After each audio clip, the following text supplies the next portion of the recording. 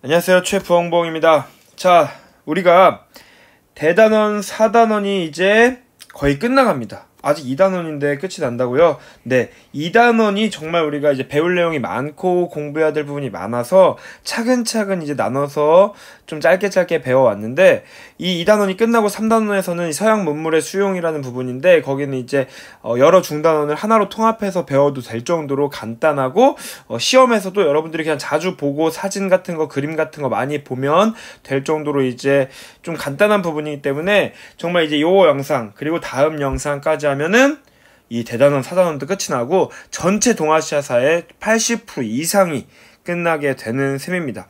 자, 그거 관련해서 이제 4단원 이제 들어갈 건데, 네 번째 주제 국제연대의 노력이라고 되어 있는데, 지난 시간에 어디까지 배웠는지 기억을 하실런지요? 그쵸? 지난 시간에 우리가 일본, 국제 깡패가 된 일본이 결국 몰락한다는 얘기를 배웠는데, 오늘 배울 부분은 잠시 또 시대가 섞입니다. 여러분 동아시아사 공부하는 거 제가 수차례 말씀드렸지만, 주제사 그리고 관계사 요런 주제에 맞춰서 내용이 서술되어 있기 때문에 시대를 조금 건너뛰거나 다시 앞으로 돌아오거나 특정 주제에 맞춰서 공부를 하셔야 됩니다. 시험 문제, 수능 시험도, 내신은 내신, 중간고사, 기말고사는 출제하시는 선생님의 성향에 따라서 어떻게 될지 함부로 예측하기는 힘들지만, 적어도 수능에서는 그런 주제에 맞게 출제가 되고 순서 문제도 주제에 맞게 출제가 되기 때문에 하나의 주제를 완벽히 공부하는 게 보다 효과적인 공부 방법이라는 걸 말씀드리고요. 네 번째 주제인 국제연대의 노력이라고 이렇게 적혀 있는데, 여기선 저희가 무엇을 배우냐면, 일본이 우리가 지난 시간에 이제 우리나라는 이미 식민지로 만들었고 중국까지 침략하려고 하는 그런 욕심, 그 과정에서 막 파리 강화회의, 베르사유 조약 이런 얘기 하다가 그런 얘기부터 해가지고 중국 만주사변 얘기를 했잖아요. 그렇죠? 그 만주사변 이후, 그 전후, 만주사변 전후로 일본이 이제 중국 지역까지 침략하는 과정에서 한국과 중국이 같은 처지가 된 거죠. 그거에 걸맞게 한국과 중국이 동병상련, 같은 이제 고통을 겪고 있고, 둘이 힘을 합쳐서 일본과 싸워보자 하는 한중연대. 연대라는 말 어렵지 않죠? 연세대가 아니죠? 자, 힘을 모았다, 함께 연합했다, 요런 거 연합부대, 연합했다라는 뜻이고, 이 얘기를 좀 이제 상당히 여러분 어려운 부분입니다. 차근차근 잘 들으셔야 돼요. 이 부분 얘기를 할 거고, 또 하나는 평화를 위해서도 우리가 국제사회에 다른 국적이 다르더라도 한국과 일본, 그리고 일본과 중국, 한국과 중국, 여러 사람들이 이 평화라는 주제로, 사실 일본을 욕하는 거죠. 이 제국주의의 이제 나쁜 일본, 그리고 서양 세력, 이 제국주의에 반대하고 이 전쟁의 시대였잖아요. 이 시대가 전쟁에 반대하는 움직임, 그 과정에서 등장하는 인물, 단체들을 배워볼 겁니다. 오케이. 자, 한 번 더 얘기를 더 할게요. 좀 다음 페이지로 가서 우리가 지난 시간에 배운 내용에서 조금 복잡할 수 있었던 부분이 있어요. 바로 중국의 요런 일본의 침략에 대한 대응이었습니다. 자, 기억하실런죠? 자, 지금 연표, 제가 이제 만든 연표, 이거 메일 주소 남겨주면 연표 보내드립니다. 요걸 통해서 잠깐 알아볼게요. 이렇게 복잡한데, 제가 만든 연표에서 세 번째 페이지가 바로 요 4단원에 해당한다고 보시면 되겠습니다. 맨 왼쪽 보면 이제 난징조약 같은 거 개항한다는 얘기부터 나와 있는데, 자, 지난 시간에 우리가 국공합작 얘기부터 할게요. 첫 번째 1차 국공합작이 이루어졌잖아요. 그쵸? 이렇게 두꺼워요. 자, 이거 확대해서 그렇구나. 자, 살살 쓸게요. 1차 국공합작이 이루어졌잖아요. 1924년에. 참고로 연도도, 내신 시험을 위해서, 그리고 숫자를 좀 좋아하시는 학생분들을 위해서 숫자를 좀 선생님이 언급을 하긴 합니다. 그러나 수능에서는 진짜로 연도를 몰라서 문제를 틀릴 일은 없을 확률이 99%입니다. 각각의 주제 그리고 흐름을 이해하면 충분히 순서 문제까지도 풀 수 있습니다. 그거 알아두세요. 물론 정말 중요한 연도는 선생님이 계속해서 언급은 하겠습니다. 내신에서는 어떻게 나올지 모르니까요. 자, 국공합작이 이루어졌잖아요. 국민당과 공산당이 오사운동 이후에 이제 만들어졌고, 우리나라에서 임시정부가 수립됐고, 그 순원이 이끄는, 그리고 장제스까지 있었던 이제 국민당, 그리고 이제 공산당이, 천두시가 만들었던 공산당이 힘을 합치는데, 왜 합쳤죠? 바로 북벌을 위해서였잖아요. 북벌. 군벌이 막 지금 위안스카이 죽고 난 이후에 군벌이 막 중국을 지금 혼란스럽게 만드는 상황 속에서 국민당과 공산당이 힘을 합쳐가지고 군벌을 정복하자, 군벌을 이제 무찌르자 해서 북벌이 이루어졌는데 그 과정에서 이제 국민당과 공산당의 갈등이 있었고 군민당의 장제스가 쿠데타를 일으켜서 공산당 세력을 체포하고 쫓아냈죠. 그러고 남은 이제 국민당 중심의 국민혁명군 군대를 이끌고 북벌에 성공을 해가지고요. 1928년에 아까 이제 쿠데타를 통해서 이제 국공합작은 결렬되고 27년에 남아있던 방금 말한 것처럼 국민당 이 세력이 국민혁명군이 군벌 정부를 무찌르고 베이징까지 정복을 하고요. 수도를 난징으로 하는 국민당 정부를 수립하게 되는 겁니다. 중국이 이제 군벌이 끝나고 물론 잔여 세력들은 남아있었지만 통일이 된 셈입니다. 오케이? 이 와중에 공산당은 뿔뿔이 흩어지고 각 지방에서 공산당을 믿는 여러 백성들, 국민들과 함께 폭동을 일으키기도 하고 여러 개혁을 이 각 지역 대부분 농촌이었는데 여기서 개혁을 추진해 가는 과정이 있었다라고 했고 이 과정에서 일본이 만주를 이제 본격적으로 쳐들어오는 거죠. 만주사변 1931년 정말 중요한 해가 되겠는데요. 이것도 연도를 몰라도 수능 문제는 풀 수 있는데 이 만주사변 전후에서 이제 중국에 대한 침략이 정말로 본격화되는구나 해가지고 한국과 중국이 연대를 하기 시작하는 겁니다. 요 1930년대 전후에서 요 얘기를 오늘 할 거고 지난 시간에 요 얘기를 건너뛰고 이제 일본의 이제 몰락이라는 주제와 함께 제국주의 침략의 얘기 끝나는 부분과 함께 해서 중일전쟁 얘기까지 했어요. 중일전쟁 1937년. 그러면서 결렬됐던 국공합작이 다시 이루어진다는 얘기를 했고요. 그리고 2차 대전의 흐름, 세계의 흐름 속에서 일본이 결국 태평양 전쟁에서 원자폭탄 2방 맞고 패배했다라는 얘기까지 한 겁니다. 오케이? 그 과정 안에 있던 한국과 중국의 연대를 조금 자세히 배우는 게 이 단원입니다. 오늘 정말 오프닝이 길었는데 이 흐름을 좀 알아두셔야 될 것 같아서요. 오케이? 무슨 느낌인지 알겠죠? 그 안에 있었던 한중연대, 한중 이런 얘기를 많이 배울 거고 조금 있다가는 이제 평화를 위해서 여러 가지 단체들이 만들어지고 그 사람들이 등장한다라는 얘기, 안중근 얘기까지 할 거고요. 요 흐름. 그러니까 여기가 좀 어려워요. 중국 얘기가. 그렇죠? 요거를 이제 차근차근 요 연표를 통해서 흐름을 좀 잡고 지금은 주제에 맞춰서 공부를 하지만 특강을 통해서 대단원 마무리할 때 조금 시대적 흐름에 맞춰서 한 번 더 얘기를 해보도록 하겠습니다. 그때는 시대순으로 완전 해보겠습니다. 주제적으로 안 하고. 무슨 느낌인지 알겠죠? 요 얘기를 해보도록 할게요. 자, 초점은 한중연대 그리고 바로 이 만주사변 전후 해서였습니다. 그 얘기를 하는 거예요. 즉 시대적으로 따지면 1930년대 초 얘기부터 하면 되겠습니다. 1930년대 전후 초 라고 보시면 되겠습니다. 한국과 중국 군대를 선생님이 2개씩 소개를 해줄 거예요. 그 얘기부터 할 거고 이 만주 지역 우리가 지금 1920년대에는 뭐 봉오동 전투, 청산리 전투 이런 게 있었지만 뭐 간도 참변이나 이런 것들 통해서 일본 또한 많은 이제 우리 독립운동을 방해를 했죠. 그 와중에 한국과 중국이 이제 힘을 합치게 된다는 겁니다. 그 만주에서 활약했던 이제 한중연대의 대표적인 사례가 총 3가지 정도가 있는데 차근차근 알아보도록 하겠습니다. 먼저 지청천 장군이 이끌었던 우리나라 지청천 장군이 이끌었던 한국 독립군이라는 군대가 있었거든요. 요 군대가 중국과 연합을 합니다. 중국의 호로군이라는 군대와 연합을 해서 한중연합 작전을 추진하고 만주 지역, 만주사변이 일어난 만주 지역에서 다양한 활동, 항일 활동을 하게 되는 겁니다. 오케이, 첫 번째 이거 배웠고요. 자, 여기 또 쓸 때는 좀 크게 적을 건데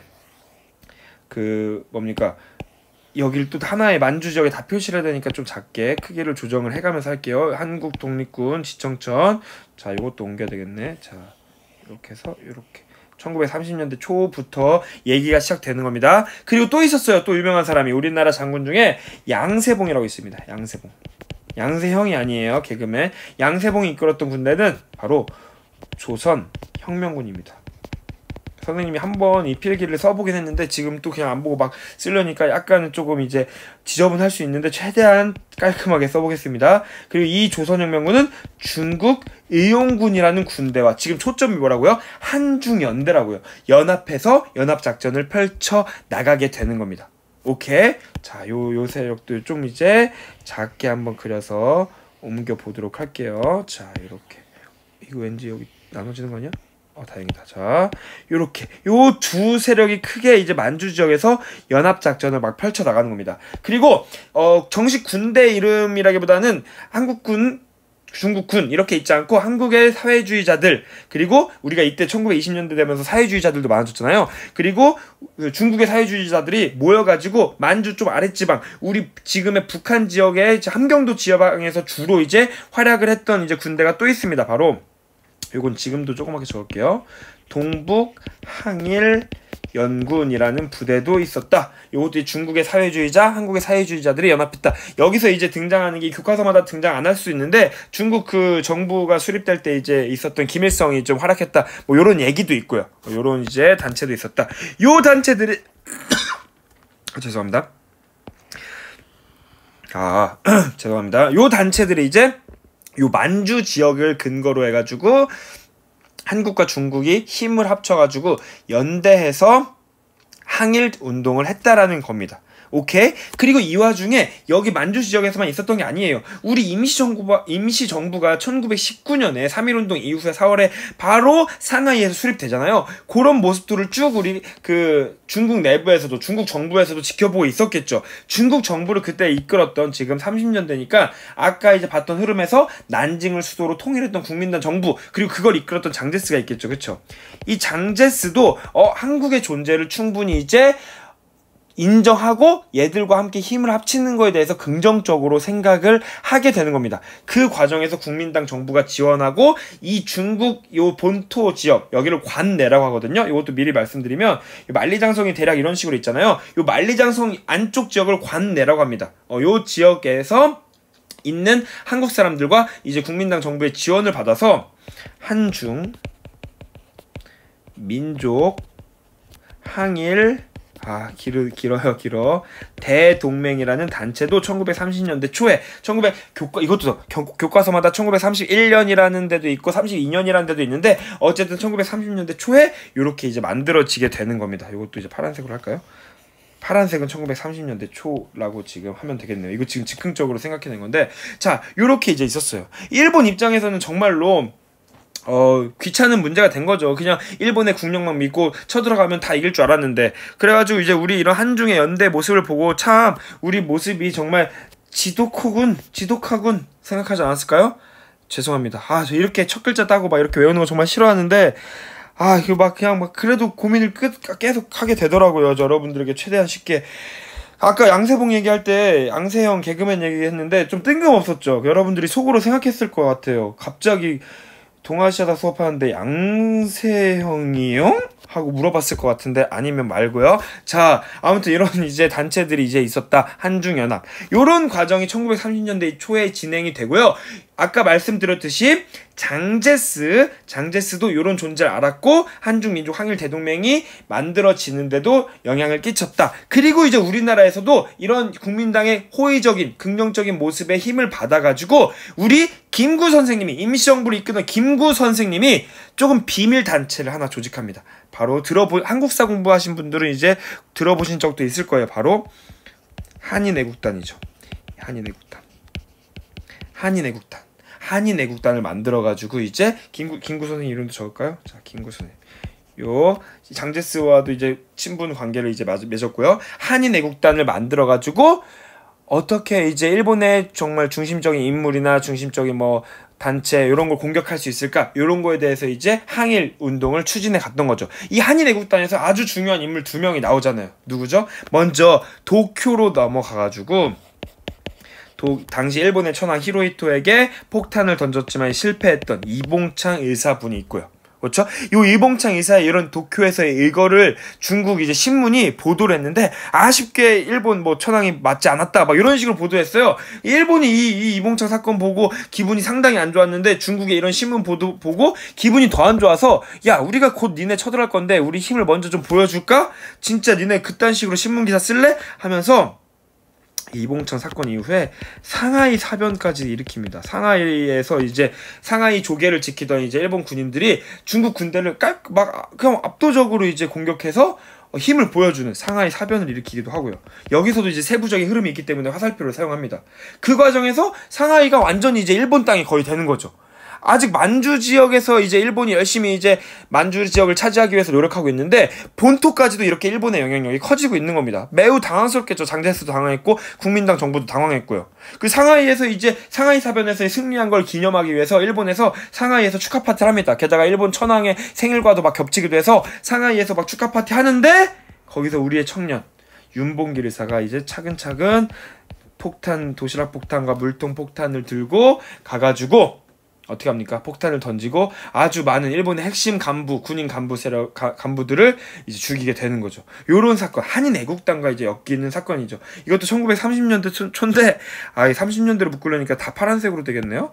자, 파란색으로 하긴 할게요. 한인애국당 1931년에 이제 만들어지는데 윤봉일이라고 적었어. 죄송합니다.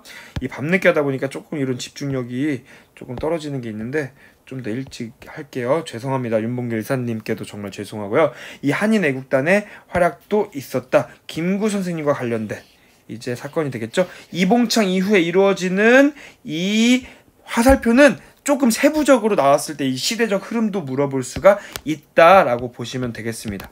오케이. 그리고 윤봉길 이 사건은 한인애국단이 만들어진 이후에 1932년부터 이루어진 이봉창이 1932년 1월부터 이제 있었던 일이고 상하이 사변 윤봉길 1932년 4월 이렇게 이제 이루어지는 한인 애국단의 활약도 있었습니다. 이렇게 우리 임시정부에서 열심히 이렇게 항일 운동을 하고 있었던 겁니다.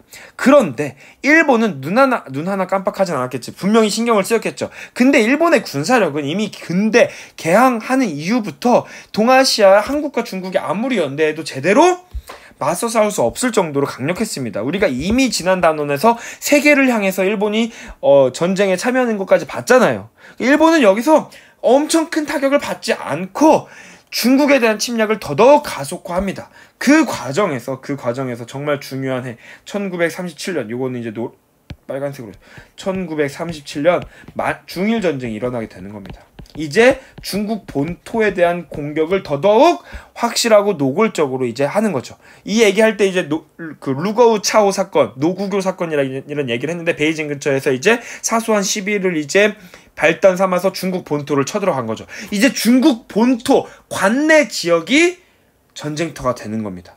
오케이? 장제스는 더더욱 큰일 난 거죠. 지금 공산당 각 지역 농촌 지역에서 막 폭동 일으키고 막 개혁하는 공산당 신경 쓰기도 막 힘든데 일본의 이런 침략까지 일어난 거예요. 그 더더욱 한국을 의존까지는 아니더라도 더더욱 같은 팀을 만들고 싶었던 거죠. 오케이? 이런 과정에서 막 이제 국민당 정부에서 여러 가지 이제 군사를 키우는 그 학교도 만들고 황포 군관학교 같은 거 이런 것도 만들고 한국의 인재들 유명한 장군들을 막 이끌어가지고 같이 싸우자 막 이런 식으로 이제 한국 사람들과 친하게 지내려고 더더욱 노력하는 거죠. 이 장제스 입장에서도. 그런 과정에서 중국 본토에서 만들어진 우리 부대가 있습니다. 이거 빨간색으로 적을게요. 다 중요한데 이제 시대를 좀 구분하기 위해서 1930년대 이제 중반 이후로 중일전쟁 이후로 가기 때문에 빨간색으로 적는 겁니다. 다 중요해요. 자, 요때 이런 장제스와 또 다른 호의 관계를 맺으면서 중국 관내에서 군대를 만들어가지고 단체를 만들어가지고 군대까지 보유했던 우리나라의 유명한 사람이 이제 있습니다. 바로 조선의용대를 만들고 이끌었던 바로 들어보셨죠? 김원봉입니다. 한커우라는 지역에서 한구라고도 부르는데 한커우라는 지역에서 이런 장제스의 도움도 있었고 중국 관내에서 당연히 우리나라에 대한 독립에 대한 열정도 있었겠죠. 이런 도움도 받으면서 우리나라에 대한 그런 열정 이런 걸 바탕으로 조선의용대를 한커우에서 만들게 되는 겁니다. 여기서도 다 장제스의 도움이 있었다라는 것도 알아두시면 되고요. 그리고 방금 말씀드렸지만 중국 관내에 대한 일본의 본격적인 침략이 되니까 우리 상하이를 근거로 하고 있던 임시정부도 거기서 있을 수가 없는 거예요. 아까 말했지만 상하이가 일본 땅이 됐잖아요. 그쵸? 그러니까 우리 임시정부가 떠나요. 여러 군데로 근거지를 이제 옮기면서 떠납니다. 김구 선생님이 이제 그 임시정부를 이끌었죠.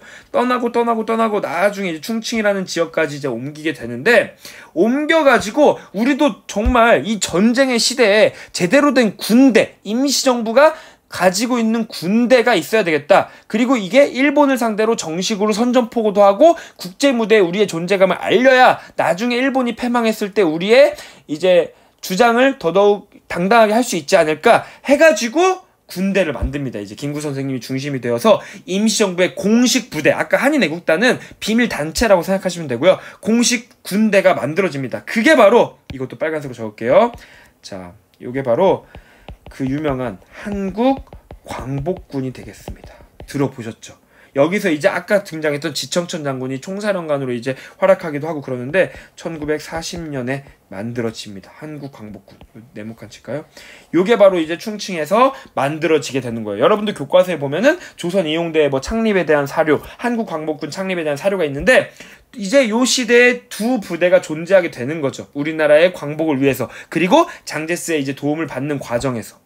오케이? 그런데 요런 게 이제 문제가 생겨요. 방금 조선의용대가 김원봉을 중심으로 만들어졌다고 했는데 아까도 얘기했던 우리가 1920년대부터 사회주의가 또다시 우리 내부에서도 그렇고 우리나라에서 그리고 중국에서도 막 유행을 하거든요. 중국에서는 이미 공산당 그 사회주의 요 세력들이 많은 활약을 하고 있었고요. 그 과정에서 단체가 그 내부에서 민족주의 계열, 사회주의 계열 간의 다툼, 그리고 갈등, 세력 다툼, 누가 주도권을 가지느냐 이런 것 때문에 이제 막 다툼이 생겨요. 한국 광복군, 이 임시정부 같은 경우는 민족주의 계열의 사람들이 많았고 그 사회주의를 조금 배척하는 성향이 있었기 때문에 그냥 한국 광복군 자체는 좀 민족주의 성향이 강했는데 이 조선의용대에서는 김원봉 같은 사람도 약간 사회주의 세력이었지만 그래도 독립을 위해서 우리가 힘을 합친 건데 좀 같이 힘 합쳐서 같이 해보자 이런 의식이 강했던 단체인데 이 내부에서의 이런 이 사회주의 그리고 민족주의 같은 다툼에 대해서 제대로 대처를 못하고 결국에 이 조선의용대가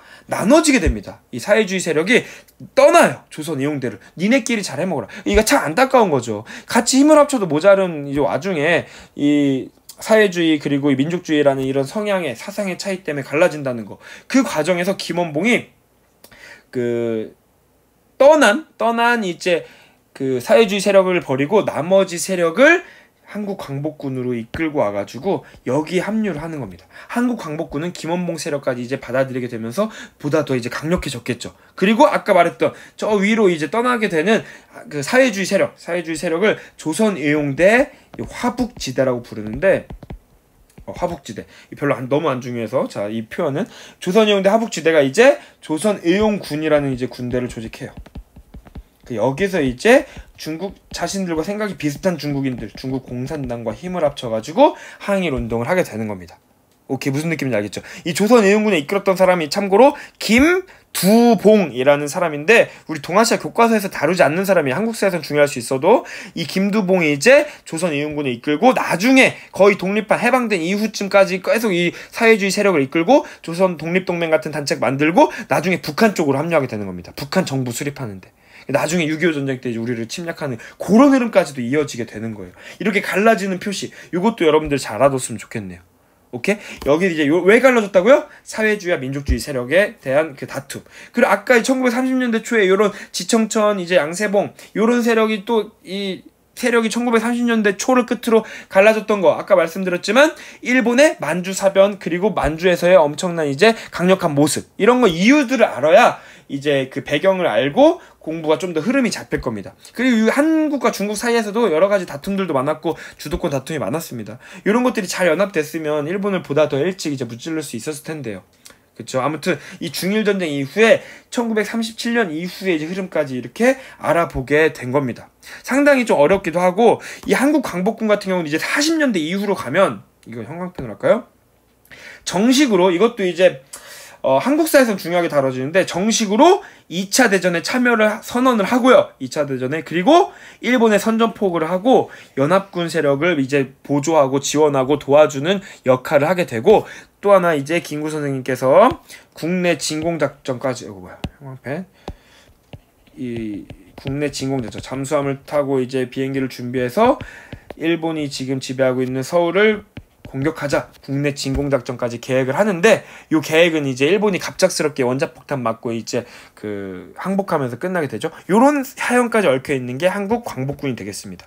자, 여기 공부하는 방법 일단 지역별로 공부하세요. 만주 요쪽 지금 이제 이거 한번 캡처하실 분 캡처하시고 만주 형광펜으로 할게요. 요 파란색 자, 요 만주 지역 1930년대 초, 그리고 요 만주 지역 말고 임시정부 상하이에서 있었던 일 요렇게 이제 공부하면 되시고, 그리고 중일 전쟁 이후에 중국 관내 여기 또 따로 이렇게 공부하시는 게 좀 좋을 것 같네요. 오케이.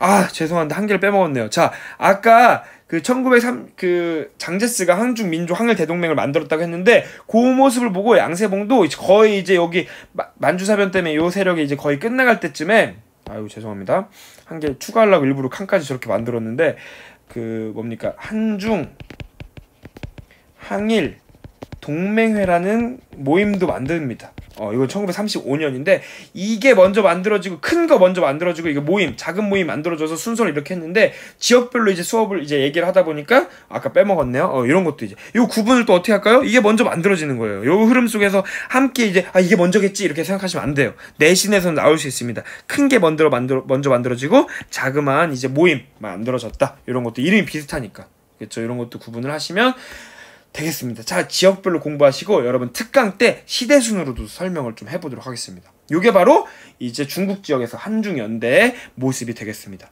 그리고 이 와중에 이제 이렇게 무력으로 실제 전쟁 방식으로 싸우는 사람들 말고 평화를 주장하고 평화를 외쳤던 단체와 사람들이 등장합니다. 이것도 교과서마다 조금씩 인물이 좀 다르고 단체도 다르게 등장하는데, 좀 공통적이고 좀 중요하게 생각되는 사람들이 이제 위주로 조금 얘기를 먼저 해보도록 하겠습니다. 자, 여기를 이제 피스라고 적었는데, 평화, 그리고 이제 평화를 좀 한국말로 이제 교과서에 이렇게 표현을 하죠. 반제, 제국주의에 반대한다. 여기서 이제 말하는 거는 서양의 제국주의도 포함하지만 특히 일본의 제국주의, 다른 나라를 굴복시키고 침략하려고 하는 이런 제국주의에 반대하고, 전쟁, 일본이 완전 전쟁에 이제 완전 양아치, 죄송합니다, 전쟁 깡패였잖아요. 이런 거에 반대하는 운동, 대표적으로 우리나라 안중근 선생님, 안중근 의사가 총만 가지고 의병도 했거든요. 그 무력 활동을 했던, 활동만 했던 사람으로만 기억하면 좀 아쉽습니다. 정말 존경하는 사람인데, 존경하는 분인데, 동양평화론이라는 책을 이제 통해서 정말 평화를 위해서, 내가 어쩔 수 없이 총을 들지만 평화를 위해서도 고민을 많이 했던 분입니다. 한중일보 공동은행을 설립하고 우리가 함께 힘을 합쳐서 아주 화목하고 평화로운 그리고 강한 동아시아 전체를 만들자라고 주장을 했던 분이기도 하고, 일본 사람들 중에서도 그렇게 전쟁만 좋아했던 나쁜 사람들만 있는 게 아니에요. 고토쿠 슈스이 같은 사람도 있었고, 전쟁에 반대하고요. 그리고 우치무라 간조, 자, 여기는 조금 이제 교과서마다 인물이 다를 수 있어요. 그리고 뭐 사이토 다카오, 이런 사람들이 등장을 하는데, 전쟁에 반대하는 걸 당당하게 일본 사람임에도 불구하고 말했던 사람이고요. 그리고 이제 단체도 얘기하자면 아주하치네라고 도쿄에서 만들어진 단체거든요. 이거는 이제 본격적인 얘기가 이제 그 전쟁이 시작되기 전에, 일제가 우리나라를 식민지 만들기 직전에 만들어진 단체인데, 일본이 분명히 제국주의 길로 가고 있다, 이거 잘못된 거다, 요런 것들이 이제 비판하고, 그런 것 제국주의에 반대하는 그런 것을 이제 설립의 목적으로 삼았던 단체도 있고요. 그리고 한창 일본이 이제 전쟁에 완전 눈에 불을 킬 때 죄송합니다, 오늘 조금 오타가 많네요. 자, 동아시아의 무정부주의를 추구하는 무정부주의자 연맹이라는 단체도 만들어집니다. 무정부주의라고 어떤 특정 그 국가 권력, 정부 이런 걸 부정하고요, 그냥 누구나 자유로운 절대적인 진리처럼 자유가 행해지는 그런 사회를 추구했던 사람들도 있습니다. 이것도 이해하기 좀 힘들 수도 있는데, 정부의 존재를 부정하는 거예요. 이런 사람들이 한국 사람, 중국 사람, 일본 사람 막 이제 모여가지고 단체를 만들기도 했고요. 그리고 또 일본 반제동맹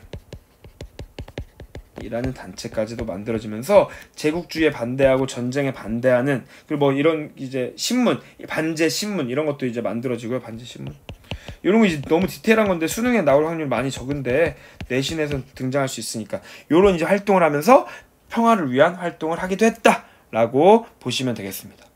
자, 오늘 배울 단어는 이렇게 마지막인데, 아까 상당히 복잡했죠. 여러분이 어떻게 공부하시겠습니까? 자주 보는 수밖에 없고, 아까 말씀드렸듯이 지역별로 공부하고요. 그리고 시대적으로도 공부하고요. 그리고 흐름, 왜 갈라지게 됐고, 왜 생겼고, 그리고 한국과 중국이 어떻게 합쳐지게 됐고, 장제스의 역할, 우리 임시정부 역할, 김원봉, 이런 주요 사람 인물들, 이봉창 다음 상하이 다음 윤봉길, 요런 흐름, 좀 디테일한 흐름까지도 알아두시면 좋을 것 같네요. 들어주셔서 감사합니다. 고생하셨습니다.